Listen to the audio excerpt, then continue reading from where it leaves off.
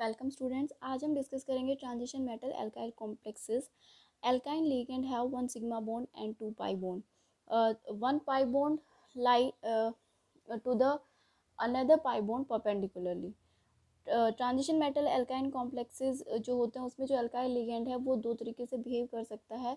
जब वो अपना एक पाई बॉन्ड जो है मेटल एटम को डोनेट करता है तो वो 2 इलेक्ट्रॉन डोनर की तरह बिहेव करता है, और जब अपने दोनों पाई बॉन्ड को मेटल एटम को डोनेट करता है तो वो 4 इलेक्ट्रॉन डोनर की तरह बिहेव करता है। This is our alkyne molecule, and when it donates its one pi bond to the metal atom, then it behaves as 2 electron donor. If simultaneously it donates its another pi bond to the metal atom also, to the same metal atom or to the different metal atom, then it behaves as a 4 electron donor. Today we will discuss the method of preparation of transition metal alkyne complexes, and then we will see the structure and bonding, and in the end we will see the nucleophilic and electrophilic reactions onto the transition metal alkyne complexes. Okay, firstly we discuss the methods of preparation. So the transition metal alkyne complexes can be prepared by the some synthetic routes. First one is that कि आपका कोई भी organometallic complex है उसमें आपका जो alkyne molecule है, it can replace two electron donor ligand. Already existing आपका मॉलिक्यूल है, सपोज दिस वन, आपका एल्काइन क्या करेगा in the presence of sunlight, UV radiation की प्रेजेंस में वो ऑलरेडी एग्जिस्टिंग किसी 2 इलेक्ट्रॉन डोनर लिगेंड को रिप्लेस कर देता है। It simply we can say the substitution reaction ये यहाँ पे शो करता है। Okay, in this example you can C carbonyl जो है आपका 2 इलेक्ट्रॉन डोनर होता है, एक कार्बोनिल लिगेंड को डिस्प्लेस किया जा रहा है बाय द एसिटाइलिन ग्रुप। सो जो आपका प्रोडक्ट बन रहा है उसमें आप देख पाओगे कि आपका मेटल और एल्काइन के बीच में डायरेक्ट बॉन्ड का फॉर्मेशन हो रहा है। So it is transition metal alkyne complex का यहाँ पे फॉर्मेशन हुआ है। ओके, नेक्स्ट जो होता है इसका सिंथेटिक रूट जो होता है उसमें क्या होता है कि आपका एल्काइन मॉलिक्यूल जो है वो can replace the 2 electron donor ligand from the transition metal complex. ऊपर वाले मेथड में हमने देखा था कि वो एक ऐसे लिगेंड को रिप्लेस कर रहा है जो 2 इलेक्ट्रॉन डोनर है। इस वाले मेथड में क्या हो सकता है कि वो 2 ऐसे लिगेंड को रिप्लेस कर सकता है जो 2 इलेक्ट्रॉन डोनर है। वो दोनों लिगेंड सेम नेचर के भी हो सकते हैं या हो सकता है अलग अलग नेचर का भी हो। Suppose you can see here in this example, यहाँ पे 2 कार्बोनिल है और आपका जो आपका एसिटाइलिन ग्रुप है वो एक ही मॉलिक्यूल हम यहाँ पे यूज़ कर रहे हैं, और वो क्या हो रहा है आपको रिप्लेस कर रहा है, 2 कार्बोनिल आपका बाहर जा रहा है और ये यहाँ पे ईटा 2 फॉर्म में यहाँ पे अटैच्ड है। इट मीन्स यहाँ पे जो आपका एसिटाइलिन जो है यहाँ पे वो ये 4 इलेक्ट्रॉन डोनर की तरह बिहेव कर रहा है, और ऊपर वाला जो मेथड था उसमें वहाँ पे वो 2 इलेक्ट्रॉन डोनर की तरह बिहेव करता है। नेक्स्ट जो आपका सिंथेटिक मेथड है उसमें क्या है कि आपका an alkyne molecule can replace the 2 bridging carbonyl group of a polynuclear metal carbonyl complex. आपने मेटल क्लस्टर जब हमने पढ़ाए थे तब हमने डिस्कस किया था पॉलीन्यूक्लियर मेटल कार्बोनिल्स। तो वहाँ पे क्या होता है जो आपका ब्रीजिंग लिगेंड प्रेजेंट होता है, मोर देन 2 मेटल एटम होती है वहाँ पे या 2 मेटल एटम होती है, उनको कोई ना कोई जो लिगेंड है वो ब्रिज कर रहा होता है। जनरल केसेस में ऐसा होता है। तो ऐसे केस में क्या होता है कि जो ब्रिज कर रहे हैं कार्बोनिल को उसको आपका एल्काइन मॉलिक्यूल क्या कर देता है, रिप्लेस कर देता है। सपोज यहाँ पे हम एग्जांपल लेते हैं, आपका ये आपका कॉम्प्लेक्स है और इसका स्ट्रक्चर जो होता है वो इस तरह से होता है जिसमें कि 2 आपके ब्रिज्ड कार्बोनिल प्रेजेंट होते हैं जो 2 कोबाल्ट को ब्रिज कर रहे होते हैं, और 3 जो कार्बोनिल्स हैं ईच का कोबाल्ट के साथ में टर्मिनल पोजीशन पे अटैच होते हैं। तो अपना यहाँ पे हमने एग्जांपल लिया है, ये एल्काइन हमने लिया है। ये क्या करता है, यहाँ पे आपको पता है ऑलवेज जो आपका कार्बोनिल है वो 2 इलेक्ट्रॉन डोनर लिगेंड रहेगा, चाहे वो 2 मेटल को बाइंड कर रहा है, चाहे वो 3 को कर रहा है, 4 को कर रहा है, या सिंगल मेटल को बाइंड कर रहा है। उसके पास सिर्फ मैक्सिमम 2 ही इलेक्ट्रॉन है जो वो डोनेट कर सकता है। सो यहाँ पे 2 इलेक्ट्रॉन ये लिगेंड डोनेट कर रहा है और 2 इलेक्ट्रॉन ये लिगेंड डोनेट कर रहा है। ठीक है, सो आपका जो एसिटाइल एल्काइन मॉलिक्यूल हम जो भी यहाँ पे यूज़ करेंगे वो क्या करता है, इन दोनों को रिप्लेस कर देता है यहाँ से, और इस तरह से स्ट्रक्चर का फॉर्मेशन होता है।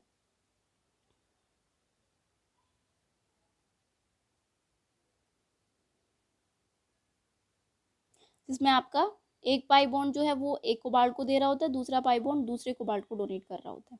ठीक है, इन दिस मैनर क्या होता है, वो ब्रिजिंग जो आपके कार्बोनिल कॉम्प्लेक्सेस हैं वहाँ पे भी जो ब्रिज्ड मॉलिक्यूल लिगेंड आपका उसको भी रिप्लेस करने का काम कर सकता है, और वहाँ पे ट्रांजिशन मेटल एल्काइन कॉम्प्लेक्स का फॉर्मेशन करेगा, जिसमें आपका एल्काइन जो होगा वो ब्रिज्ड पोजीशन पे प्रेजेंट होगा। नेक्स्ट मेथड ऑफ प्रिपरेशन यहाँ पे क्या हो सकता है कि सपोज यहाँ पे आपको दिखाई दे रहा है, अभी हमने ऊपर जो केसेस देखे उसमें या तो वो आपका 2 इलेक्ट्रॉन डोनर या 4 इलेक्ट्रॉन डोनर है और वो दो मेटल को ब्रिज कर रहा है, न्यूट्रल 2 पोजीशन में या ईटा 2 पोजीशन में प्रेजेंट है। यहाँ पे जो आपका एग्जांपल है Fe3CO12, इसमें आपको क्या देखने को मिलेगा कि आपका μ3 पोजीशन में आपका एल्काइन है। ऊपर वाले केस पे वो जो है दो मेटल को कनेक्ट कर रहा था, उसको μ2 एल्काइन कहते हैं हम। और यहाँ पे आप देखिए आपका Fe3CO12 है, इसमें आपका इस मॉलिक्यूल में आपके 3 कार्बोनिल जो होते हैं ब्रिज होते हैं। तो आपका जो ये मॉलिक्यूल है एल्काइन मॉलिक्यूल, ये करता है क्या करता है, तीनों मॉलिक्यूल जो होते हैं कार्बोनिल को रिप्लेस कर देता है और खुद वहाँ पे जाके ब्रिज पोजिशन पे अटैच हो जाता है। इसका स्ट्रक्चर अभी हम देखेंगे थोड़ी देर बाद, ठीक है। तो यहाँ पे क्या कर रहा है, वो 3 आयरन मेटल एटम को बाइंड कर रहा होता है, तो उसके लिए वो μ3 लिगेंड हम उसको कहेंगे, या μ3 एल्काइन भी हम उसको कह सकते हैं। हेप्टासिटी जो है इसकी ऑलवेज ईटा 2 रहेगी, बिकॉज इसमें 2 कार्बन एटम है जो मेटल के साथ बॉन्डेड होने वाले हैं, दैट्स व्हाई इट ईटा 2 हेप्टासिटी।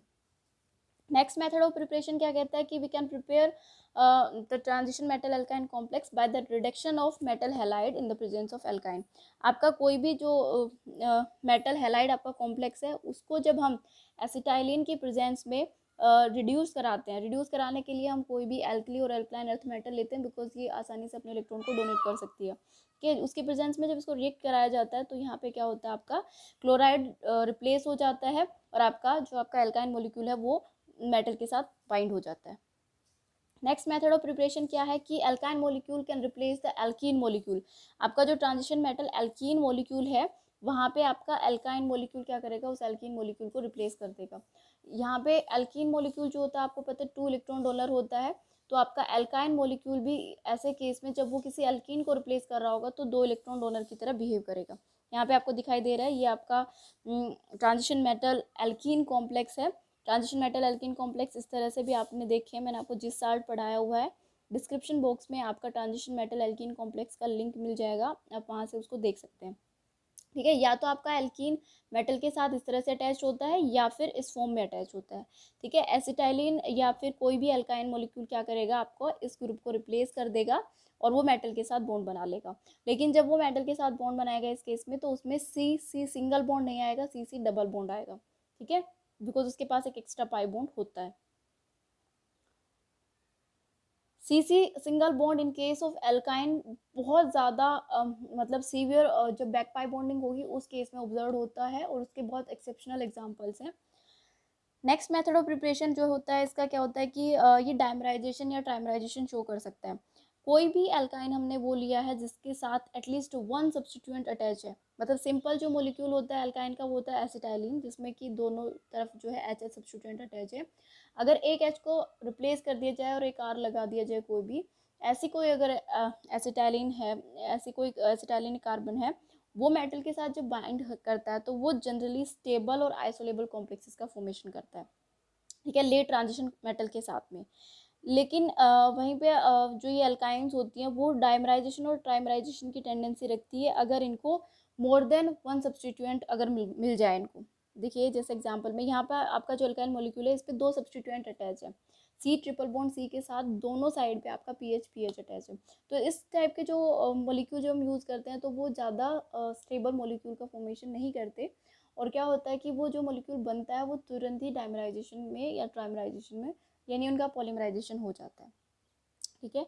अगर सिंगल सब्स्टिट्यूएंट होता या फिर आपका कोई सब्स्टिट्यूएंट ही अटैच ना होता, सिंपल आपका एसिटाइलिन होता, उस केस में डाइमराइजेशन और ट्राइमराइजेशन के चांसेस कम होते हैं, बिकॉज जो मॉलिक्यूल बनने वाला होता है वो स्टेबल मॉलिक्यूल होता है। यहाँ पे आप देख सकते हैं यहाँ पे डाइमराइजेशन किस तरह से हो रहा है। ये आपका FeCO5 का कोई मॉलिक्यूल है, ठीक है, उसमें आपका जो आपका ये मॉलिक्यूल है इस तरह से रिएक्ट करेगा, इसके 2 मॉलिक्यूल यूज होंगे यहाँ पे, ठीक है, और इस तरह से, ठीक है। मेटल इलेक्ट्रॉन डेफिशिएंट होगा, क्या करेगा इसमें या इलेक्ट्रॉन रिच होगा तो इधर इलेक्ट्रॉन ट्रांसफ़र कर देगा इसके पाई स्टार में, इसका पाई बॉन्ड जो वो ब्रेक हो जाएगा, इसके पाई स्टार में इलेक्ट्रॉन ट्रांसफ़र करेगा, एंड देन जो दूसरा मॉलिक्यूल है उसका पाई बॉन्ड इलेक्ट्रॉन डोनेट करेगा to the positively charge metal atom को, और इस तरह से ये एक रिंग का फॉर्मेशन कर लेंगे। और बाद में क्या होगा, इस तरह से ये फॉर्मेशन होगा। यहाँ पे पीएच अटैच हुआ है, देन ये पीएच है, ये भी पीएच है, ठीक है। आफ्टर दैट क्या होगा, यहाँ पे रीअरेंजमेंट होगा, ये बॉन्ड टूट जाएगा रेडिकली और ये भी रेडिकली टूट जाएगा और फिर आपस में ये रेडिकल जुड़ जाएंगे और यहाँ पे एक 4 मेंबर रिंग का फॉर्मेशन होगा, ठीक है, जो कि आपको यहाँ पे स्ट्रक्चर दिखाई दे रहा है। इस तरह से ये डायमराइजेशन यानी रीअरेंजमेंट ये शो करते हैं जो स्टेबल फॉर्म नहीं हो पाते हैं। और स्टेबल कौन से फॉर्म नहीं हो पाते हैं, जो जनरली या तो अर्ली ट्रांजिशन मेटल के साथ में more than one substituent attached alkyne molecule के साथ वो वाले मॉलिक्यूल जो होते हैं वो इस तरह का शो करते हैं। ये देखो जो मैंने अभी आपको बनाया, ठीक है, 5 मेंबर्ड ये मैंने अभी आपको बना के बताया था। इसका अगर फर्दर रीअरेंजमेंट हो जाएगा तो ये इस तरह से बन जाता है, ठीक है। और समटाइम्स क्या होता है कि आपका यहाँ पे CO5 है, ये CO5 रिलीज होके रिंग पे अटैच हो जाता है। इस तरह की पॉसिबिलिटीज़ भी होते हैं, वेरियस मैकेनिज्म प्रोसेस है इसकी, वो हम यहाँ पे डिस्कस नहीं करने वाले। नेक्स्ट हमारा पार्ट आता है स्ट्रक्चर एंड बॉन्डिंग का। तो स्ट्रक्चर एंड बॉन्डिंग जब हम इसका देखते हैं तो it quite similar to the transition metal alkene structure bonding की तरह है। देखिए यहाँ पे आपको एक मॉलिक्यूल दिखाई दे रहा है जो ट्रांजिशन मेटल अल्काइन का फॉर्मेशन कर रहा है, ये आपका कॉम्प्लेक्स है। और आप यहाँ पे देख सकते हो यहाँ पे प्लेटिनम मेटल के साथ 2 क्लोराइड और एक आपका ये जो है पैराटोल्यूडिन जो है ये प्लेन में लाई कर रहे हैं। और आपका जो ये आपका टर्शरी ब्यूटाइल लीन जो मॉलिक्यूल है, ये लाइन जो मॉलिक्यूल है ये क्या कर रहा है, आपका परपेंडिकुलर टू द प्लेन लाई कर रहा है, ठीक है। दूसरा यहाँ पे आपको चेंजेस क्या देखने को मिलेगा, जो आपका फ्री एल्काइन मॉलिक्यूल है ये और जो ये जब मेटल के साथ बाइंड हो जाता है उसमें कुछ चेंजेस आते हैं। सबसे पहला चेंज आपको यहाँ ये ऑब्जर्व होगा कि इसका जो बॉन्ड एंगल होता है, फ्री जो आपका एल्काइन मॉलिक्यूल होता है उसका इस तरह से 180 डिग्री का एंगल होता है दोनों सब्स्टिट्यूएंट के बीच में, ठीक है। जब ये एल्काइन किसी मेटल के साथ बाइंड करेगा तो यहाँ पे चेंजेस आता है कि इसके जो सब्स्टिट्यूएंट है वो बेंट हो जाते हैं, उनका बॉन्ड एंगल 180 से क्या हो जाता है, रिड्यूस हो जाता है। कितना रिड्यूस होगा ये डिपेंड करेगा nature of the metal atom या बैक पाई बॉन्डिंग के एक्सटेंट के ऊपर डिपेंड करेगा। इस पर्टिकुलर एग्जाम्पल में जो ये रिड्यूस होता है बॉन्ड एंगल, वो 2 सब्स्टिट्यूएंट के बीच का वो 15 डिग्री से रिड्यूस हो जाता है। तो यहाँ पे जो बॉन्ड एंगल आता है वो 165 डिग्री आता है, ठीक है। साथ साथ में जो आपका एक फ्री अल्काइन मॉलिक्यूल है उसका जो बॉन्ड लेंथ होता है, ट्रिपल बॉन्ड का जो बॉन्ड लेंथ होता है वो 1.2 एंगस्ट्रॉम होता है। जब वो अल्काइन किसी मेटल के साथ बाइंड हो जाता है तो बॉन्ड लेंथ बढ़ जाती है। कितनी बढ़ेगी वो अगेन डिपेंड करता है on the extent of back pi bonding. इस केस में पर्टिकुलर केस में ये बॉन्ड लेंथ 1.20 से बढ़ के 1.27 हो जाती है। इसी तरह से हम आप यहाँ पे एक दूसरा स्ट्रक्चर देख सकते हैं जो ट्रांजिशन मेटल एल्काइन का ही है, बट यहाँ पे आपको चेंजेस मिलेगा ऊपर वाले के कंपैरेटिवली ज़्यादा। यहाँ पे आप देख रहे हो ये आपका एल्काइन मॉलिक्यूल है जो कि अभी आपको CC सिंगल बॉन्ड से अटैच होता हुआ दिखाई दे रहा है। और यहाँ पे जो एल्काइन मॉलिक्यूल है वो मेटल के साथ प्लेन में लाई कर रहा है, ठीक है। प्लेन से वो सिर्फ 14 डिग्री डेविएट हो रहा है, ठीक है। प्लेटिनम मॉलिक्यूल और 2 यहाँ पे ट्राइफिनाइल फोस्फाइन मॉलिक्यूल है, वो जो आपका एल्काइन मॉलिक्यूल है उससे 14 डिग्री का डिफरेंस है, अदरवाइज वो सारे प्लेन में मिलते हैं, ठीक है। और यहाँ पे जो आपका बॉन्ड एंगल जो रिड्यूस हुआ है वो बहुत ज़्यादा रिड्यूस हो गया है। यहाँ पे जो मॉलिक्यूल का बीच का बॉन्ड एंगल है, ये वाला बॉन्ड एंगल वो 140 डिग्री का है, 180 से वो रिड्यूस होके 140 पे चला गया है। और जो C और C के बीच की जो बॉन्ड लेंथ है जो 120 होनी चाहिए जब वो बॉन्डेड नहीं है किसी भी मेटल के साथ में, वो यहाँ पे बढ़ के क्या हो गई है, 1.32 एंगस्ट्रॉम हो गई है, ठीक है। तो high increase in bond length यहाँ पे ऑब्जर्व हो रहा है इस ट्रांजिशन मेटल एल्काइन में। तो इसका रीज़न यहाँ पे क्या है कि आपका जो ऊपर वाला हमने ये वाला जो है इसमें +2 ऑक्सीडेशन स्टेट में आपका मेटल लाई करता है और इस केस में आपका मेटल के ऊपर ऑक्सीडेशन स्टेट होता है 0। ये मैं ट्रांजिशन मेटल एल्कीन कॉम्प्लेक्सेस में बहुत अच्छे से एक्सप्लेन कर चुकी हूँ कि यहाँ पे जिसके पास ऑक्सीडेशन स्टेट ज़्यादा होती है मेटल की वो बैक पाई बॉन्डिंग में कम इफेक्ट डालता है और जिसकी वजह से दूसरा जो बॉन्ड है मॉलिक्यूल का जो आपस का बॉन्ड है CC बॉन्ड वो कम रिड्यूस मतलब उसकी लेंथ जो होती है वो कम बढ़ पाती है, ठीक है। लेकिन अगर वहीं पे मेटल की इलेक्ट्रॉन डेंसिटी ज़्यादा है, उसके ऊपर ऑक्सीडेशन स्टेट कम है, तो उसके पास अच्छी खासी इलेक्ट्रॉन डेंसिटी होती है जो आपका लिगेंड होता है उसके एंटी बॉन्डिंग में डोनेट करने के लिए, जिससे उनका बॉन्डिंग बॉन्ड जो होता है वो वीक हो जाता है और उसकी बॉन्ड लेंथ जो होती है बढ़ जाती है। दैट्स वाई इस नीचे वाले एग्जाम्पल में आपको क्या दिखाई दे रहा है कि बॉन्ड लेंथ इतनी ज़्यादा बढ़ गई है। और जितना ज़्यादा बैक पाई बॉन्ड होता है, मैंने आपको वहाँ पे भी डिस्कस कराया था, जो आपका सब्स्टिट्यूएंट है वो मेटल से ज़्यादा बैंड हो जाता है। जितना ज़्यादा बैक पाई बॉन्डिंग उतनी ही ज़्यादा बॉन्ड लेंथ हो जाएगी और उतना ही ज़्यादा जो है आपका जो सब्स्टिट्यूएंट है वो बेंट अवे हो जाते हैं from the metal atom. Next यहाँ पे हमने जो प्रिपरेशन में अभी हमने देखा था कि जो आपका एल्काइन मॉलिक्यूल है कोई भी, वो क्या करता है, ब्रिज्ड कार्बोनिल को रिप्लेस कर देता है और वहाँ पे ट्रांजिशन मेटल एल्काइन कॉम्प्लेक्सेस का फॉर्मेशन करता है। तो यहाँ पे ये एग्जांपल हमने डिस्कस किया था जिसमें दो कार्बोनिल ब्रिज कार्बोनिल को रिप्लेस करके आपका जो आपका एल्काइन मॉलिक्यूल है वो अटैच्ड हो जाता है इस तरह से। आप यहाँ देख पा रहे हो कि जो सी की सिंगल बॉन्ड लेंथ है वो यहाँ पे बहुत ज़्यादा है, 1.46, 1.20 से बढ़ के 1.46 हो गई है जब ये दो कोबाल्ट के बीच में प्रेजेंट है। उसका रीज़न यही है कि यहाँ पे दोनों मेटल जो हैं उसके एंटी बॉन्डिंग में इलेक्ट्रॉन डोनेट करती हैं, सी की एंटी बॉन्डिंग में डोनेट करती हैं, जिसकी वजह से यहाँ पे जो सी बॉन्ड ऑर्डर है वो बहुत ज़्यादा रिड्यूस हो जाता है, वो 1.3 बॉन्ड ऑर्डर इसका आ जाता है, nearly equal to the single bond order के इक्वल हो जाता है, इसीलिए बॉन्ड लेंथ भी इसकी बहुत ज़्यादा बढ़ जाती है।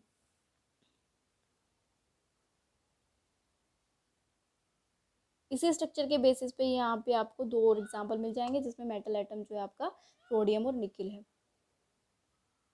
यहाँ पे आप देख पा रहे होगे आपका जो एसिटाइलिन का सॉरी एल्काइन का जो ट्रिपल बॉन्ड है वो कम्प्लीटली या नियर टू सिंगल बॉन्ड पे चला गया, 1.3 बॉन्ड ऑर्डर है यहाँ पे, ये जो सी का बॉन्ड ऑर्डर है दैट इज 1.3, 3 बॉन्ड ऑर्डर से रिड्यूस होके ये 1.3 आ गया है। आपका जो ये मॉलिक्यूल है इसमें जो कार्बन की हाइब्रिडाइजेशन होती है वो sp होती है, और यहाँ पे इस अगर स्ट्रक्चर को हम बात करते हैं तो इसमें जो आपका एल्काइन का कार्बन है उसकी हाइब्रिडाइजेशन जो होती है sp3 आती है। ठीक है, यहाँ पे आपका जो कार्बन है वो 4 कोवेलेंट बॉन्ड का फॉर्मेशन कर रहे हैं। देखिए कौन कौन से 4 हैं, ये पर्टिकुलर C1 जो आपका एल्काइन का वो है, एक सिग्मा बॉन्ड पीएच के साथ बना रहा है, एक सिग्मा बॉन्ड इस कोबाल्ट के साथ बना रहा है, एक सिग्मा बॉन्ड दूसरे कोबाल्ट के साथ बना रहा है, और एक सिग्मा बॉन्ड इसने अपने खुद के कार्बन के साथ बनाया हुआ है।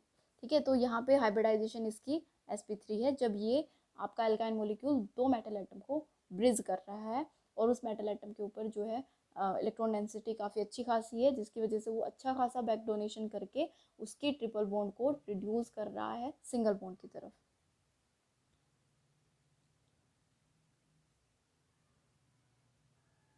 अभी हमने प्रिपरेशन में Fe3CO12 वाला स्ट्रक्चर भी डिस्कस किया था जहाँ पे 3 कार्बोनिल को रिप्लेस कर देता है आपका ये मॉलिक्यूल अल्काइन मॉलिक्यूल, और आपके 3 आयरन को वो एक सिंगल अल्काइन मॉलिक्यूल जो होता है वो ब्रिज करके रखता है। ठीक है, तो यहाँ पे आपका मैंने बताया था μ3 लिगेंड की तरह यहाँ पे बिहेव करता है आपका अल्काइन मॉलिक्यूल, और उसका स्ट्रक्चर ये आएगा।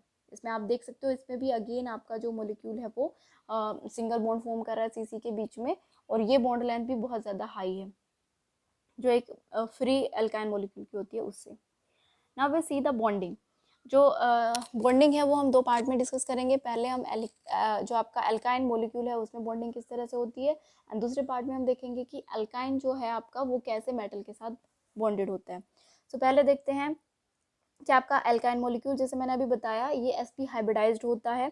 आपके कार्बन में 4 वैलेंस इलेक्ट्रॉन्स होते हैं 2s और 2p में। ठीक है, सिंगल इलेक्ट्रॉन प्रेजेंट होता है valence shell electronic configuration of carbon. अगर हम देखते हैं तो जब ये एसिटाइलिन बनाता है तो इसमें क्या होता है कि 2 s और p ऑर्बिटल जो होती हैं वो सिमिलर एनर्जी के होने की वजह से, शेप सिमिलर होने की वजह से वो आपस में ओवरलैप करती हैं और हाइब्रिड ऑर्बिटल का फॉर्मेशन करती हैं।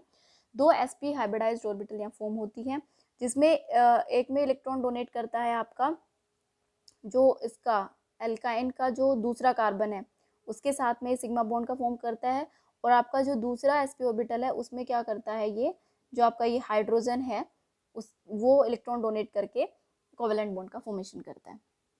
इसके अलावा जो कार्बन हो गए, जो दोनों कार्बन है C1 एंड C2, दोनों के ऊपर क्या होता है, दो अनहाइब्रिड 2p ऑर्बिटल जो वहाँ पे जो कि सिंगली फिल्ड होती है वो प्रेजेंट होती है। ठीक है, तो ये जो अनहाइब्रिड सिंगली फिल्ड ऑर्बिटल्स हैं दोनों कार्बन की, ये आपस में क्या करती हैं, linear atomic combination of orbitals यहाँ पे होता है, और 4 मोलिकुलर ऑर्बिटल का यहाँ पे फॉर्मेशन होता है। ये देखिए यहाँ पे दोनों एटम की C1 एंड C2 की atomic vacant singly field orbitals जो हैं वो यहाँ पे आपको दिखाई दे रहे हैं। सेम सिमिलर एनर्जी है इनका, ये आपस में लीनियर कॉम्बिनेशन शो करती हैं जिसमें सब्सट्रैक्शन और एडिशन होता है। जब इन ऑर्बिटल का एडिशन होगा उस केस में यहाँ पे ये दो पाई मोलिकुलर ऑर्बिटल्स का फॉर्मेशन करेंगी, और जब सब्सट्रैक्शन होगा इन एटॉमिक ऑर्बिटल्स के बीच में तो ये 2 एंटी बॉन्डिंग पाई मोलिकुलर ऑर्बिटल का फॉर्मेशन करेंगी। जब ये 4 मोलिकुलर ऑर्बिटल्स फॉर्म हो गए हैं तो आप देखिए फिलिंग ऑफ इलेक्ट्रॉन्स इसमें होगा, तो आपके जो 2 पाई मोलिकुलर ऑर्बिटल्स आए हैं वो दोनों ही क्या है, फील्ड ऑर्बिटल्स हैं, और जो आपकी 2 एंटी बॉन्डिंग पाई ऑर्बिटल्स फॉर्म हुए थे वो दोनों ही क्या है, वैकेंट होते हैं। यहाँ पे ये आप स्ट्रक्चर देख सकते हैं, बिल्कुल कार्बन कार्बन के बीच में सिग्मा बॉन्ड बना है, यहाँ पे कार्बन कार्बन ने आपस में इलेक्ट्रॉन डोनेट किए हैं, और यहाँ पे ईच कार्बन ये हाइड्रोजन के साथ बॉन्ड बना रहा है, ये बॉन्ड आपको दिखाई दे रहा है सिग्मा बॉन्ड।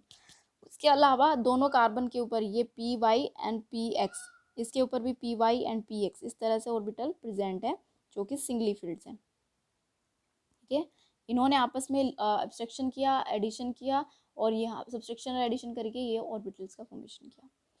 ठीक है, तो ये होता है एसिटाइलिन मॉलिक्यूल या एल्काइन जो मॉलिक्यूल होता है उसका बॉन्डिंग।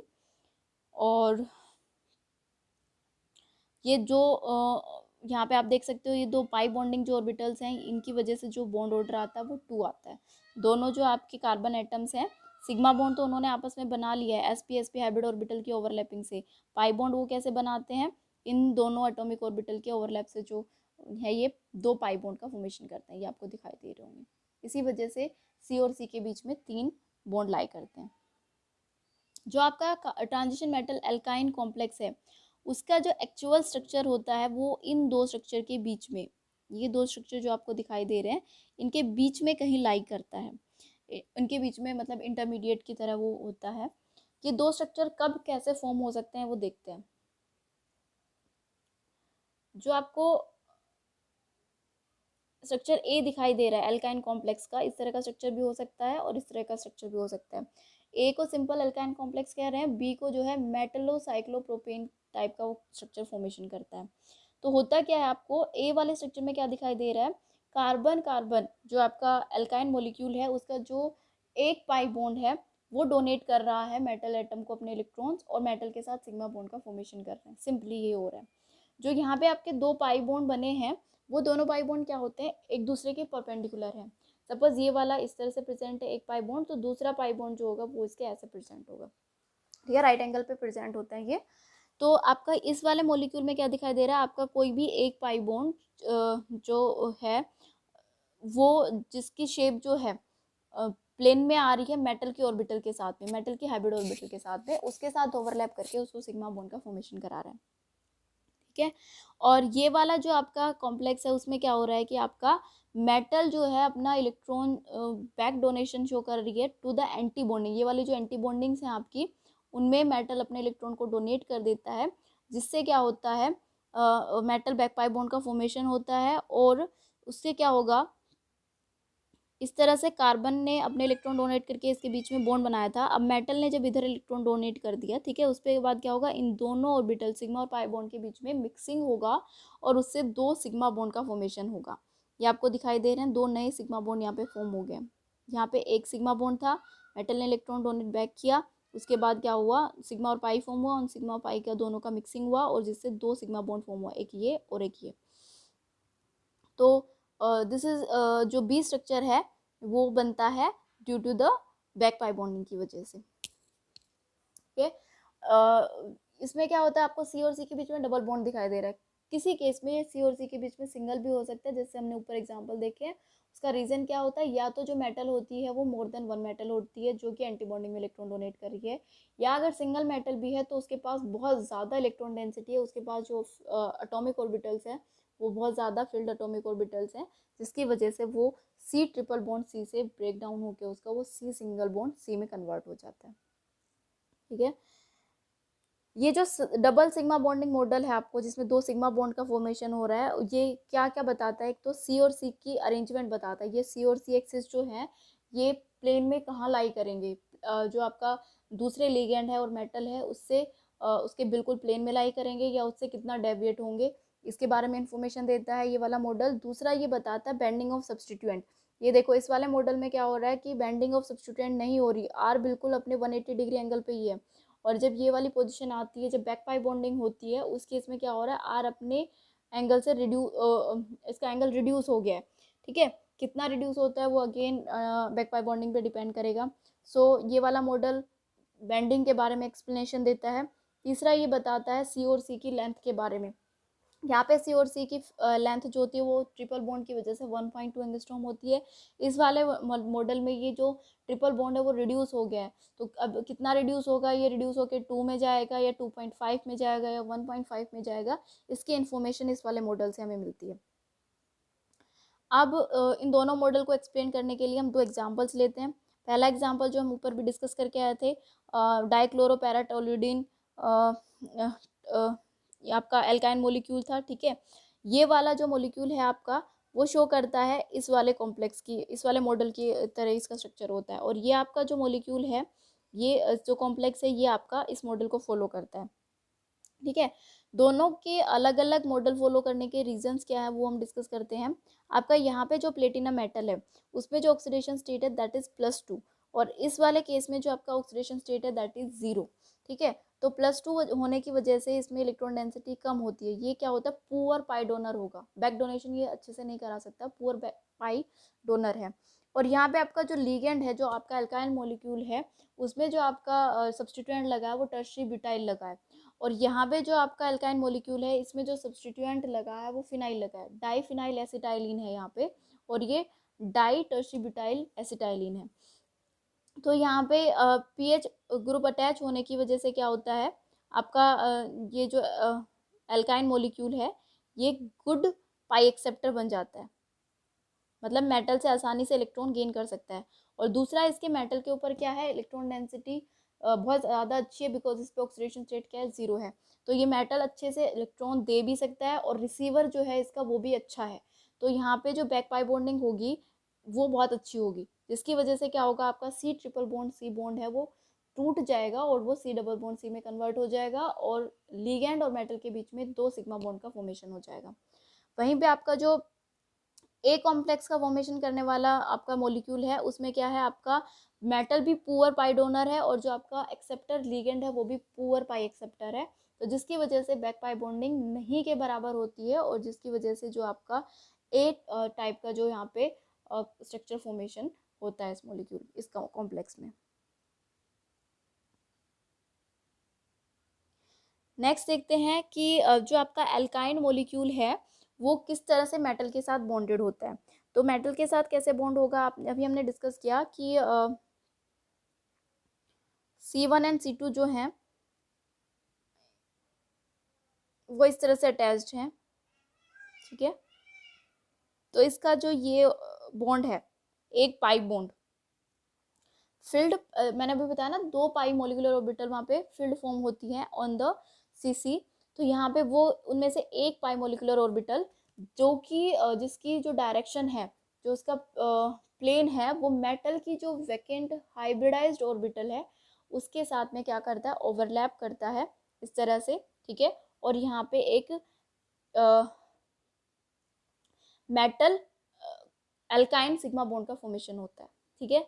फिर क्या होता है, इसकी जो एंटी बॉन्डिंग मोलिकुलर ऑर्बिटल है वो भी क्या होगी, जिसकी डायरेक्शन सेम है to the filled atomic orbital of the metal atom. Filled atomic orbital of metal atom क्या करेगा, अब उस एंटी बॉन्डिंग में क्या करेगा, इलेक्ट्रॉन को ट्रांसफर कर देगा, जिससे मेटल अल्काइन पाई बॉन्ड का फॉर्मेशन हो जाएगा। ये वाली जो बॉन्डिंग मैंने अभी एक्सप्लेन की बिल्कुल सिमिलर है to the metal alkene complexes के। यहाँ पे अब जो डिफरेंस आने वाला है वो क्या आएगा कि यहाँ पे एक पाई बॉन्ड नहीं है, यहाँ पे 2 पाई बॉन्ड है, ठीक है। तो यहाँ पे जब इस तरह का बॉन्डिंग होता है तो ये अल्काइन मॉलिक्यूल 2 इलेक्ट्रॉन डोनर की तरह बिहेव करेगा। लेकिन जो इसका दूसरा सेट है, दूसरा पाई बॉन्ड है, वो इस पाई बॉन्ड के बिल्कुल परपेंडिकुलर पोजीशन पे लाई कर रहा है। तो होता क्या है, जनरली जो पुराने स्टडीज़ का के बारे में बात करेंगे कि जो मोनोन्यूक्लियर कॉम्प्लेक्सेस हैं उसमें क्या है, आपका जो अल्काइन मॉलिक्यूल है वो 2 इलेक्ट्रॉन डोनर की तरह ही बिहेव करेगा। पुरानी स्टडीज़ ये कहती थी, क्योंकि उनके अकॉर्डिंग क्या था, आपके दोनों पाई बॉन्ड्स क्या है, एक दूसरे के परपेंडिकुलर हैं। तो उनमें से कोई एक ही पाई बॉन्ड जो है वो आपका मेटल की हाइब्रिड ऑर्बिटल की डायरेक्शन में हो सकता है, ठीक है, उसके प्लेन में हो सकता है। दूसरा उससे हमेशा अपोजिट मिलेगा, बिकॉज वो दोनों आपस में अपोजिट हैं, तो मेटल के साथ भी वो अपोजिट फॉर्म में मिलेगा एक। तो ऑलवेज जो भी आपका पाई बॉन्ड है, पाई मोलिकुलर ऑर्बिटल है, जो मेटल की हाइब्रिड ऑर्बिटल के साथ सेम डायरेक्शन में है उनके साथ में ओवरलैपिंग होगी और सिग्मा बॉन्ड का फॉर्मेशन हो जाएगा, और उसकी पाई एंटी बॉन्डिंग में मेटल अपने इलेक्ट्रॉन ट्रांसफर करके पाई बैक बॉन्ड का फॉर्मेशन कर लेगा। तो इन case of mononuclear complexes always वहाँ पे अल्काइन जो है वो 2 इलेक्ट्रॉन डोनर का काम करती है। वहीं पे अगर आपका जो मॉलिक्यूल है वो ब्रिज्ड मॉलिक्यूल है, क्लस्टर का फॉर्मेशन वहाँ पे हो रहा है, मोर देन 1 मेटल एटम अगर प्रेजेंट है, जैसा कि एग्जांपल हम ऑलरेडी डिस्कस कर चुके हैं, ये डाई कार्बोनिल वाला और ट्राई आयरन वाला केस हम डिस्कस कर चुके हैं। अगर ऐसे केस हैं तो उस केस में आपका अल्काइन 4 इलेक्ट्रॉन डोनर काम कर सकता है, बिकॉज क्या होता है कि आपके दोनों कोबाल्ट एटम की हाइब्रिड ऑर्बिटल्स की जो डायरेक्शंस होंगी वो अलग अलग होंगी। तो जो भी डायरेक्शन जो पाई बॉन्ड के साथ मैच हो रही है, पाई पैरेलल के साथ में जो डायरेक्शन ऑफ कोबाल्ट मैच हो रही है वो उसके साथ सिग्मा बॉन्ड का फॉर्मेशन करा लेगा, और दूसरे कोबाल्ट के साथ जो कि पाई परपेंडिकुलर था उसकी डायरेक्शन मैच हो जाएगी और वो दूसरे कोबाल्ट के साथ सिग्मा बॉन्ड का फॉर्मेशन कर लेगा। तो इस तरह से पॉलीन्यूक्लियर केसेस में क्या होगा, आपका एल्काइन 4 इलेक्ट्रॉन डोनर की तरह बिहेव कर सकता है। उसके दोनों पाई मोलिकुलर ऑर्बिटल, एक पैरेलल है और एक परपेंडिकुलर, दोनों दो अलग अलग मेटल के sp और हाइब्रिड ऑर्बिटल के साथ आसानी से ओवरलैप कर सकती है।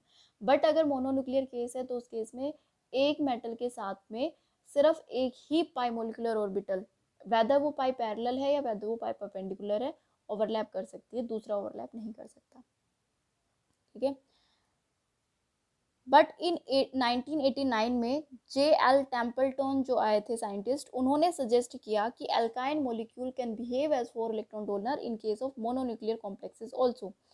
उनके अकॉर्डिंग क्या होता था, जो आपका मोनोन्यूक्लियर कॉम्प्लेक्स है उसमें भी आपका अल्काइन मोलिक्यूल जो कि पाई मोलिकुलर ऑर्बिटल जो अलग अलग हैं, पैरेलल और परपेंडिकुलर, वो दोनों एक ही मेटल एटम को डोनेट कर सकती हैं और वहाँ पे बॉन्ड का फॉर्मेशन कर सकती है। कैसे कि आपका फील्ड एक पाई पैरेलल मोलिकुलर ऑर्बिटल है, ठीक है, ये मेटल की वैकेंट हाइब्रिड ऑर्बिटल के साथ ओवरलैप करेगा और सिग्मा बॉन्ड का फॉर्मेशन करेगा। फिर क्या होगा, इसके रिवर्स में क्या होगा, मेटल की जो एटॉमिक ऑर्बिटल है, जो फील्ड है, वो ओवरलैप, ये वाली ओवरलैप करेंगी इस पाई पैरेलल एंटी बॉन्डिंग के साथ में, ठीक है, और पाई बैक बॉन्ड का फॉर्मेशन होगा। फिर क्या होगा, आपका जो दूसरा पाई पैरेलल मोलिकुलर ऑर्बिटल जो बच गया और पाई पैरेलल एंटी मोलिकुलर ऑर्बिटल बच गया, वो क्या करते हैं, जो आपका मेटल का वैकेंट डी एटॉमिक ऑर्बिटल है, ध्यान रखना इस बात का, डिफरेंस कहाँ कहाँ आ रहा है आपका, यहाँ पे तो आपका पहले केस में सिग्मा बॉन्ड बन गया एक पाई मोलिकुलर ऑर्बिटल से, और ये आपका बैक पाई बॉन्ड बन रहा है, उसी के एंटी बॉन्डिंग में इलेक्ट्रॉन दे रहा है आपका field atomic orbital of metal atom. यहाँ पे क्या होगा, मेटल एटम के पास 3 तरह के ऑर्बिटल्स हैं, कुछ फील्ड एटॉमिक ऑर्बिटल हैं, कुछ फील्ड वैकेंट एटॉमिक ऑर्बिटल हैं, और कुछ हाइब्रिड ऑर्बिटल्स हैं। हाइब्रिड ऑर्बिटल ने सिग्मा बॉन्ड का फॉर्मेशन किया जो कि वैकेंट थी, फील्ड ऑर्बिटल ने जो है आपका एंटी बॉन्डिंग में इलेक्ट्रॉन ट्रांसफर किया और बॉन्ड का फॉर्मेशन कराया बैक पाई बॉन्ड का। फिर यहाँ पे तीसरी टाइप की जो ऑर्बिटल मेटल के ऊपर प्रेजेंट है, वैकेंट एटॉमिक ऑर्बिटल्स, वो क्या करती हैं, जो आपका पाई परपेंडिकुलर बच रहा है, उन वैकेंट एटॉमिक ऑर्बिटल्स की जो शेप है वो आपके पाई परपेंडिकुलर की जो शेप है उसके प्लेन में आती है, वो आसानी से ओवरलैप कर सकते हैं और वहाँ पे दूसरे सिग्मा बॉन्ड का फॉर्मेशन होता है। मतलब यहाँ सिग्मा दिख रहा है लेकिन वो मॉलिक्यूल में क्या होगा, वो सिग्मा तो यहाँ बन चुका, तो दूसरा मॉलिक्यूल जो बॉन्ड बनेगा वो मेटल और लिगेंड के बीच में पाई बॉन्ड का फॉर्मेशन होगा। फिर क्या होगा, इस पाई परपेंडिकुलर के रेस्पेक्ट में पाई एंटी बॉन्डिंग परपेंडिकुलर भी प्रेजेंट होता है जो कि वैकेंट होता है, उसमें क्या करेगा, मेटल का जो फील्ड डी एटॉमिक ऑर्बिटल है वो उसमें बैक डोनेशन शो करेगा, बैक पाई बॉन्ड का फॉर्मेशन होगा। ठीक है, I'm again repeating the bonding because थोड़ा सा ये कॉम्प्लिकेटेड है। पहले की स्टडीज़ में बिफोर 1989 से पहले क्या किया गया था कि मोनोन्यूक्लियर केस में ऐसा कंसिडर किया गया था कि अल्काइन सिर्फ 2 इलेक्ट्रॉन डोनर बिहेव कर सकता है, बिकॉज उसका कोई भी एक पाई मोलिकुलर का जो सेट है वो मेटल की हाइब्रिड ऑर्बिटल के प्लेन में आता है और वहाँ पे ओवरलैप होके ओनली एक बॉन्ड का फॉर्मेशन हो सकता है मेटल और अल्काइन के बीच में। आफ्टर 1989 के जो है ये डिस्कवर हुआ कि आपका दोनों जो पाई बॉन्ड है, पाई पैरेलल और पाई परपेंडिकुलर, दोनों मेटल को इलेक्ट्रॉन डोनेट कर सकते हैं और एक सिग्मा और एक पाई बॉन्ड का फॉर्मेशन कर सकते हैं मेटल एटम के साथ में इन केस ऑफ मोनोन्यूक्लियर कॉम्प्लेक्सेस। वो कैसे होता है, तो मैंने अभी बताया, आपका मेटल के पास 3 टाइप के ऑर्बिटल्स होते हैं। सपोज मैं इस तरह से आपको बताऊँ तो, ठीक है, ये फील्ड है सपोज मेटल के ऑर्बिटल्स, ये भी फील्ड है, ये वाला वैकेंट है, ठीक है, कम्प्लीटली, और ये वाली जो फर्दर जो है ये हाइब्रिडाइज्ड ऑर्बिटल है, DsP2 ये हाइब्रिड ऑर्बिटल है जो कि वैकेंट है। ये एटॉमिक ऑर्बिटल है जो कि वैकेंट है, और ये एटॉमिक ऑर्बिटल है जो कि फिल्ड है। 3 तरह के ऑर्बिटल्स प्रेजेंट है। तो जो ये हाइब्रिड ऑर्बिटल है उसमें कौन इलेक्ट्रॉन ट्रांसफर करेगा, one set of metal atom, suppose pi parallel set जो है वो इसके साथ अटैक करेगा। फिर उसमें जो इसके फील्ड ऑर्बिटल्स हैं वो उसके एंटी बॉन्डिंग में इलेक्ट्रॉन देके बैक पाई बॉन्ड बना लेंगे, और इसने सिग्मा बॉन्ड बना लिया। फिर क्या होगा, इसकी जो वैकेंट एटॉमिक ऑर्बिटल ये वाली, इसकी शेप अलग होगी। इसकी शेप किससे मैच करेगी, जो पाई परपेंडिकुलर है उसके साथ में, और यहाँ पे मेटल और लिगेंड के बीच में सिग्मा तो यहाँ बन चुका था, यहाँ पे पाई बॉन्ड का फॉर्मेशन होगा। फिर अगेन यहाँ पे जो फील्ड ऑर्बिटल है, इस पाई परपेंडिकुलर के रेस्पेक्ट में जो पाई परपेंडिकुलर एंटी बॉन्डिंग है जो कि वैकेंट है, ये फील्ड ऑर्बिटल उसमें इलेक्ट्रॉन ट्रांसफर करेंगी, और यहाँ से दूसरे बैक पाई बॉन्ड का फॉर्मेशन होगा। आई होप अब आपको समझ आ गया होगा ये। तो इस तरह से मोनोन्यूक्लियर केस में भी 4 इलेक्ट्रॉन डोनर की तरह बिहेव कर सकती है आपकी मेटल एटम। जब आपका 4 इलेक्ट्रॉन डोनर जब आपका बिहेव कर रही है मेटल, तो वो किस केसेस में कंसिडर किया गया है कि ज़्यादा ये पॉसिबिलिटी कहाँ है, जहाँ पे आपका मेटल जो है रिलेटिवली फ्यू डी इलेक्ट्रॉन्स रखता है। मतलब उसमें ऐसा नहीं है कि उसकी सारी जो ऑर्बिटल है वो फिल्ड है, एक्सेप्ट जो हाइब्रिड ऑर्बिटल है, उसके अलावा अगर उसकी सारी ऑर्बिटल फिल्ड ऑर्बिटल होगी, उस केस में कभी भी आपका एल्काइन 4 इलेक्ट्रॉन डोनर नहीं बिहेव करेगा। क्योंकि अभी हमने देखा ना, अगर ऐसे केस है जहाँ पे वैकेंसी है तभी वो अपना दूसरा पाई बॉन्ड जो है वो ट्रांसफर कर सकता है। अगर मेटल की ये वाली ऑर्बिटल भी फिल्ड है और ये हाइब्रिड ऑर्बिटल में चली गई है, तो ये अगर फिल्ड है तो आपका डोनेट नहीं कर सकता एल्काइन मॉलिक्यूल, क्योंकि उसको डोनेट करने के लिए स्पेस ही नहीं है मेटल एटम के पास में। ठीक है, तो 4 इलेक्ट्रॉन डोनर तभी बिहेव करेगा जब आपका मेटल एटम इस तरह का है कि उसके पास 5d इलेक्ट्रॉन्स है। ठीक है, यानी उसके पास ऑक्सीडेशन स्टेट थोड़ी हाई है। यहाँ पे आपको एग्जांपल दिख रहे हैं, ये वाले जो मोलिब्डेनम सेकेंड जिसमें डी में 4 इलेक्ट्रॉन है, या टंगस्टन सेकेंड जिसमें डी में 4 इलेक्ट्रॉन है। अब डी में 4 इलेक्ट्रॉन होंगे तो क्या होगा उसमें, इस तरह से अगर इलेक्ट्रॉन फिल हो गए और ये हाइब्रिड ऑर्बिटल होगी, तो इसके पास अभी स्पेस है। यहाँ पे एटॉमिक ऑर्बिटल जो है इसकी वैकेंट है, जिसमें एल्काइन का दूसरा पाई बॉन्ड भी अपने इलेक्ट्रॉन ट्रांसफर कर सकता है। ठीक है, तो ये वाली पॉसिबिलिटी होनी चाहिए, तभी 4 इलेक्ट्रॉन डोनर का काम करेगा। यहाँ पे आपको 2 मॉलिक्यूल्स दिखाई दे रहे हैं, ए और बी कॉम्प्लेक्स हैं, दोनों में आपको सारी चीज़ें सिमिलर दिखाई दे रही हैं। एक में एक लिगेंड ये वाला जो है वो कम है, इसमें ये लिगेंड है, इसमें ये लिगेंड नहीं है। तो आपको दिखाई दे रहा होगा, इस जब इलेक्ट्रॉन काउंट करते हैं तो क्या होता है, इस वाले मॉलिक्यूल कॉम्प्लेक्स में जो है आपका एल्काइन जो है वो 2 इलेक्ट्रॉन डोनर का काम कर रहा है, और जो आपका जिसमें ये MECN नहीं है लिगेंड, वहाँ पे ये 4 इलेक्ट्रॉन डोनर की तरह बिहेव करके लास्ट में जो इलेक्ट्रॉन काउंट आएगा वो दोनों में सेम आ जाएगा। ठीक है, तो दोनों ही मॉलिक्यूल ए एंड बी दोनों ही अपने आप में स्टेबल हैं, पर ए में क्या कर रहा है, आपका जो मॉलिक्यूल है एल्काइन मॉलिक्यूल, वो 2 इलेक्ट्रॉन डोनर की तरह बिहेव कर रहा है, और आपका जो सेकंड केस है उसमें वो 4 इलेक्ट्रॉन डोनर की तरह बिहेव कर रहा है। अब क्या होता है कि जो आपका पहला वाला कॉम्प्लेक्स है, ए कॉम्प्लेक्स है, उसमें क्या है, मेटल एटम में एटॉमिक वैकेंट ऑर्बिटल्स नहीं है, क्योंकि यहाँ पे जो ऑक्सीडेशन स्टेट है कोबाल्ट का वो आता है +2, यहाँ पे आता है +1। तो यहाँ पे क्या होता है, सॉरी इसमें ऑक्सीडेशन स्टेट वाला कॉन्सेप्ट नहीं लगने वाला। तो सिंपली यहाँ क्या है कि वहाँ पे जो एक लिगेंड एक्स्ट्रा लगा होता है जो इलेक्ट्रॉन डोनेट कर रहा था, और बी मॉलिक्यूल बी कॉम्प्लेक्स में वो लिगेंड नहीं है, तो उसको कंपनसेट करने के लिए आपका एल्काइन मॉलिक्यूल दूसरे इलेक्ट्रॉन को डोनेट कर देता है। अब हम देखते हैं अच्छा, और इन दोनों कॉम्प्लेक्सेस में क्या होता है, इस वाले में जो CO और इस तरह से जो ये बॉन्ड बन रहा है एल्काइन मॉलिक्यूल के बीच में, ये वाला जो बॉन्ड है C और C के बीच का बॉन्ड, ये वाले जो कॉम्प्लेक्स B है उसमें क्या है, ये शॉर्ट है, जिसकी बॉन्ड लेंथ आपको दिखाई दे रही है 1.85 एंगस्ट्रॉम। और जो आपका ए वाला है उसमें ये CO और C के बीच का जो बॉन्ड है वो लॉन्ग है, जिसकी बॉन्ड लेंथ 1.98 है। इसका रीज़न क्या है कि यहाँ पे क्या हो रहा है, सिग्मा के साथ साथ in case of B 4 electron donate हो रहे हैं, तो पहले सिग्मा बनेगा, साथ में पाई बॉन्ड भी बन जाएगा, तो बॉन्ड ऑर्डर क्या हो गया, बढ़ गया, सो बॉन्ड लेंथ क्या हो गई है, शॉर्ट हो गई है। और ए वाले केस में क्या होता है, CO और एल्काइन के C के बीच में सिंगल बॉन्ड लाई करता है, तो जिसकी वजह से वहाँ पे बॉन्ड लेंथ बड़ी होती है। हम देखते हैं प्रॉपर्टीज़। तो जो आपका एल्काइन मॉलिक्यूल है वो अगर फ्री एल्काइन है तो उस पर दोनों तरह से अटैक हो सकता है, इलेक्ट्रोफाइल भी उसके ऊपर अटैक कर सकता है, न्यूक्लियोफाइल भी अटैक कर सकता है। पर क्या होता है जब वो मेटल के साथ बॉन्ड हो जाता है तो वो अपने इलेक्ट्रॉन जो है मेटल को दे देता है, जिससे क्या होता है अब उसके पास इलेक्ट्रॉन डेंसिटी कम बचती है।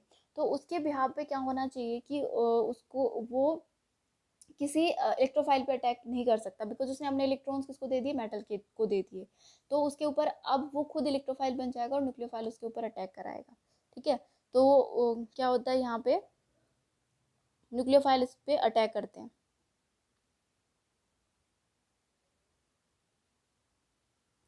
ठीक है, लेकिन न्यूक्लियोफाइल इसके ऊपर उस केस में अटैक करेगा जब मेटल के ऊपर क्या है, इलेक्ट्रॉन डेंसिटी क्या है, हाई ऑक्सीडेशन स्टेट है मेटल के ऊपर, और उससे क्या होगा कि मेटल एटम इसको बैक डोनेट नहीं कर सकता। इसके ऊपर अगर हाई ऑक्सीडेशन स्टेट होगा तो बैक डोनेशन नहीं होगा, बैक डोनेशन नहीं होगा तो इसने अपना इलेक्ट्रॉन तो इसको दे दिया, तो इसके ऊपर क्या आ गई, डेफिशिएंसी ऑफ इलेक्ट्रॉन्स आ गई। उस केस में क्या करेगा, न्यूक्लियोफाइल जो है इसके ऊपर अटैक करेगा, एल्काइन कार्बन के ऊपर। यहाँ पे एग्जाम्पल है न्यूक्लियोफिलिक अटैक का ऑन द एल्काइन कॉम्प्लेक्स। यहाँ पे आपको रिएजेंट दिखाई दे रहा है जिसमें आपका ऑर्गेनोलिथियम है, CH3 नेगेटिव यहाँ पे जो है आपका इस कार्बन के ऊपर अटैक करेगा, इसका पाई बॉन्ड टूटेगा, टूटने के बाद जो है मेटल एटम जो कि इलेक्ट्रॉन डेफिशिएंट था उसको इलेक्ट्रॉन ट्रांसफर कर देगा, और इस तरह से C ट्रिपल बॉन्ड जो है वो C डबल बॉन्ड में रिड्यूस हो जाएगा। ठीक है, ये जो अटैक होगा ये ऑलवेज ट्रांस एडिशन होगा, इसमें मेटल जो आपका CH3 जो अटैक करेगा वो, और जो मेटल अटैच होगी मॉलिक्यूल कार्बन के ऊपर, वो दोनों अलग अलग डायरेक्शन से अटैच होंगे इन केस ऑफ न्यूक्लियोफिलिक अटैक। दूसरा एग्जांपल यहाँ पे आपको दिखाई दे रहा है कि CH3OH है जिसमें आपका इथोक्साइड आयन जो है आपका न्यूक्लियोफाइल की तरह बिहेव करेगा, और वो यहाँ पे अटैक करेगा, अगेन पाई बॉन्ड टूटेगा, प्लेटिनम मेटल जो कि इलेक्ट्रॉन डेफिशिएंट है जिसमें पॉजिटिव चार्ज है उसको ये पाई बॉन्ड अपने इलेक्ट्रॉन डोनेट कर देगा, और इस तरह से यहाँ पे प्लेटिनम और C के बीच बॉन्ड बन जाएगा, और इस C के और O के बीच में बॉन्ड बन जाएगा इस तरह से।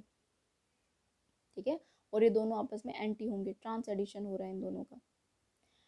वहीं पे अगर आपका कोई मेटल एटम बहुत ज़्यादा रिच है, इलेक्ट्रॉन रिच है, यानी उसके पास ऑक्सीडेशन स्टेट बहुत कम है, उस केस में क्या होता है आपका जो एल्काइन मॉलिक्यूल है वो बिहेव करेगा एज ए न्यूक्लियोफाइल, और वो किसी इलेक्ट्रोफाइल पे अटैक कर सकता है।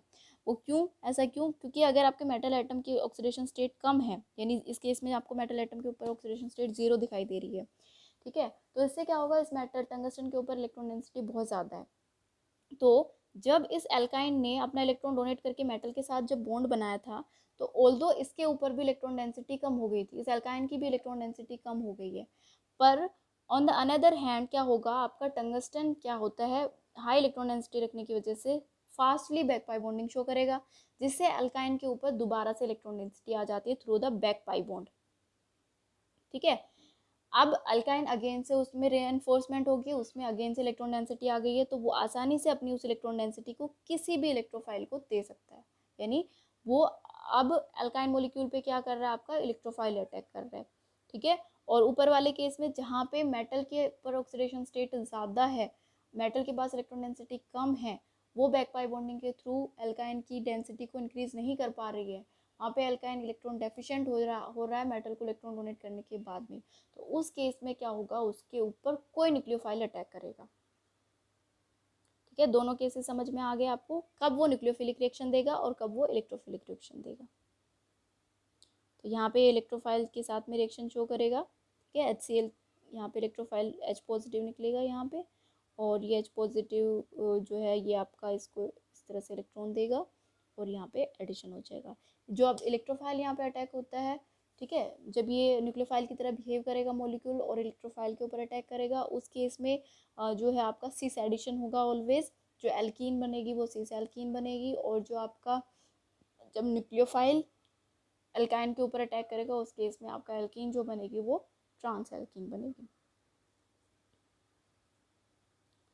नेक्स्ट टाइप की जो ये रिएक्शन दे सकता है ट्रांजिशन मेटल एल्काइन कॉम्प्लेक्स, वो क्या है, डिस्प्लेसमेंट रिएक्शन, जिसमें क्या होता है आपका कोई भी coordinated alkyne molecule could be replace by the incoming alkyne. ठीक है, आपस में ही देखो, जैसे यहाँ पे ये आपको मॉलिक्यूल दिखाई दे रहा है,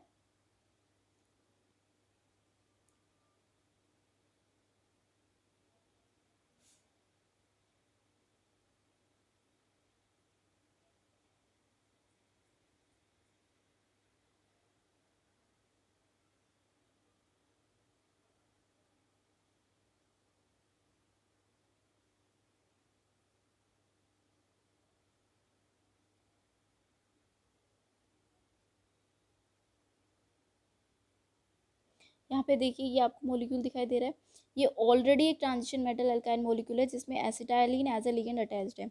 आपका एक्सटर्नल लिगेंड यहाँ पे आता है, ठीक है, कोई सब्सटीट्यूटेड एल्काइन है, और अब क्या होगा, इसमें डिस्प्लेसमेंट होगा, यानी ये वाला मॉलिक्यूल जो है आपका अंदर आ जाएगा और ये वाला जो ऑलरेडी अटैच लिगेंड है वो बाहर चला जाएगा, ये आप देख रहे हो, ठीक है, और ये आपका एसिटाइलिन बाहर आ गया। तो इस तरह से रिएक्शन दे सकता है, ये डिस्प्लेसमेंट कर सकता है, एक एल्काइन दूसरे एल्काइन को डिस्प्लेस कर सकता है।